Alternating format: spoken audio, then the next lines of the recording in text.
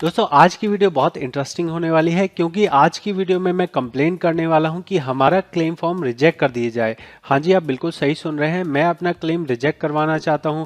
क्या है पूरा मामला, इस वीडियो में हम जानेंगे। उससे पहले नमस्कार दोस्तों, मेरा नाम है सागर, मैं हूं एक पीएफ कंसल्टेंट और यहाँ जो आप चैनल देख रहे हैं ये पीएफ का बेस्ट चैनल है। अगर आपको पीएफ का कोई भी प्रॉब्लम हो आपको उसकी वीडियो इस चैनल पर मिल जाएगी। तो यहाँ हम जो बात कर रहे हैं वो ये है कि देखो हमारा फॉर्म 10C जो है अंडर प्रोसेस पड़ा हुआ है और हमारा 19 फॉर्म रिजेक्ट कर दिया गया है। तो मैंने अपनी पिछली वीडियो में बताया था कि 19 और 10C फॉर्म दोनों साथ में भरे जाते हैं। तो पीएफ वाले इतने ढीले हैं कि उन्होंने क्या किया, 19 तो रिजेक्ट कर दिया बेवजह का, लेकिन 10C जो है उन्होंने अंडर प्रोसेस छोड़ दिया। तो मुझे 10C को रिजेक्ट करवाने के लिए अपनी तरफ से एक रिक्वेस्ट डालनी है। वो रिक्वेस्ट कैसे डलेगी यही चीज़ मैं आपको आज की इस वीडियो में बताऊंगा। तो इसके लिए जो भी चीज़ें मैं यहाँ कर रहा हूँ यहाँ आपके सामने लाइव होगी, तो आप इसे फॉलो कर सकते हैं। अगर आपको भी ऐसी सिचुएशन हो कि आप अपना क्लेम रिजेक्ट करवाना चाहें, किसी भी रीज़न से हो सकता है, तो आप यहाँ ये फॉलो करके रिजेक्ट करवा सकते हैं। इसमें जो है 100% कोई सर्टेनिटी नहीं होती है। जैसे आपने मान लीजिए आपको ये फॉर्म नंबर 31 रिजेक्ट करवाना है, तो अगर उन्होंने ऑलरेडी पास कर दिया होगा तब तो वो कैंसिल नहीं होगा, लेकिन अगर अभी तक वो प्रोसेस में नहीं गया होगा तो डेफिनेटली वो आपका क्लेम रिजेक्ट कर दिया जाएगा। तो हम यहाँ पे रिजेक्ट करने की रिक्वेस्ट कर रहे हैं और यहाँ हमारे पास इस तरह से OTP आएगा। OTP आपको डाल लेना है, 5 डिजिट का OTP आएगा। आप यहाँ समझिएगा कि जो मैं आपको यहाँ कह रहा हूँ, जो वीडियो बना रहा हूँ, ये वीडियो आपको कहीं नहीं मिलेगी, क्योंकि यहाँ पे जो चीज़ें मैं आपको यहाँ करके दिखा रहा हूँ ये एक्चुअल केस होता है, प्रैक्टिकल काम होता है।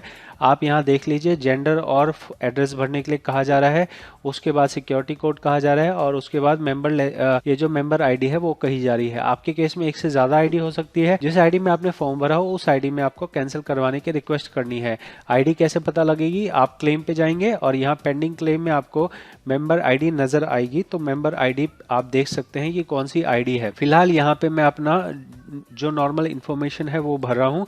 आप समझ के रहिएगा कि यहाँ पे एड्रेस का कोई रोल नहीं है। ये यूजलेस चीज़ें भरवाते हैं। यूजलेस मतलब जिसका कोई सर पैर नहीं है वो सारी चीज़ें बोलते हैं। जैसे मान लो आप डॉक्टर के पास गए अपना इलाज कराने और डॉक्टर पूछे कि आज आपने जो है आज आपकी गली में जो है क्या हो रहा है, गली में महोत्सव हो रहा है, गली के अंदर आपका क्या हो रहा है। तो गली के अंदर क्या हो रहा है उससे आपकी बीमारी का कोई रोल नहीं है। लेकिन इसी तरह से यहाँ पीएफ के अंदर भी फालतू की जानकारियाँ आपसे पूछी जाती हैं जिसका कोई सर पैर नहीं है। तो यहाँ हमारे एड्रेस से हमारे कंप्लेन का क्या मतलब है, क्या आप मेरे एड्रेस पे आना चाहते हो? आपको अगर मेंबर आईडी यूएन नंबर दे दिया गया तो यूएन नंबर के अंदर सारी जानकारी है। फिर आप मुझसे क्यों पूछ रहे हो कि मैं मेल हूँ या फीमेल हूँ? भाई यूएन नंबर के अंदर सब प्रोफाइल की जानकारी है, तो फिर क्यों पूछ रहे हो? तो यहाँ पे जो है बिना सर पैर की चीज़ें पूछी जाती हैं। यहाँ अब आप समझिएगा कि आपकी शिकायत पीएफ ऑफिस को लेके है और यहाँ जो मेरी शिकायत है वो यहाँ पे मैं कम से कम शब्दों में लिखना चाहूँगा। तो यहाँ हमें क्लेम आईडी या ट्रैकिंग आईडी हम देख सकते हैं। क्लेम आईडी आपको यहाँ मिल जाएगी, रिसीट डेट मिल जाएगी और मेंबर आईडी नहीं लिखनी है। तो हम यहाँ पे क्लेम आईडी हमने कॉपी कर ली, उसके बाद हम यहाँ पे लेके आते हैं। क्लेम आईडी आप यहाँ लिख दीजिए। वैसे तो उनके सिस्टम में दिख रहा होता है लेकिन अपने तरफ से आप लिखना चाहें तो लिख सकते हैं, ठीक है। डेट आप लिख देंगे, डेट हमारा 13 अक्टूबर है। तो इतनी डिटेल आपको लिख देनी है। यहीं पे मान लो आपका फॉर्म नंबर 31 है तो यहाँ पे मैं 10C की बात लिख रहा हूँ, आप यहाँ पे फॉर्म 31 की बात लिख सकते हैं और किस लिए आपको यहाँ पे रिजेक्ट करवा रहे हैं वो वजह भी आप लिख सकते हैं। साथ में अगर आप यहाँ अपलोड डॉक्यूमेंट करना चाहें तो अपलोड डॉक्यूमेंट के नाम पे आप अपलोड कर सकते हैं। जैसे ये वाली PDF है, अगर ये लगाना चाहूँ ये लगा सकता हूँ। फिलहाल यहाँ पे मैं नहीं लगा रहा हूँ, आप चाहें तो लगा सकते हैं। यहाँ आप देख सकते हैं, यहाँ सिंपल सी बात मैंने कही है, respected sir kindly reject form 10C, 19 already rejected, I have submitted 19 10C on same day but 19 rejected, 10C is still under process, 10C claim ID ये दिया गया है, डेट दी गई है। मान लो आपका फॉर्म 31 है, आप रिजेक्ट करवाना चाहो तो आपको क्या लिखना है, काइंडली रिजेक्ट माय फॉर्म 31। अब आपको प्रॉब्लम बतानी है, हो सकता है कि आपने गलत फॉर्म भर दिया हो, I have filed wrong form number 31, ठीक है। या फिर आपका मान लो बैंक अकाउंट बंद हो गया हो तो आपको लिखना है my bank account is close so kindly reject my form, I will change my bank account then I will apply again for the PF withdrawal. ऐसे ही आपको बात कहनी है, तब जाके आपका ये फॉर्म रिजेक्ट कर दिया जाएगा। अगर पीएफ ऑफिस की तरफ से आपका अभी तक प्रोसेस नहीं किया गया होगा तब। आप यहाँ देखिए फाइनल पीएफ विड्रॉल लिखा है, जो आप आपको भरना है फॉर्म 31, वो आपको यहाँ पे non settlement of PF advance claim भरना है। ठीक है, non settlement of PF advance claim भरना है।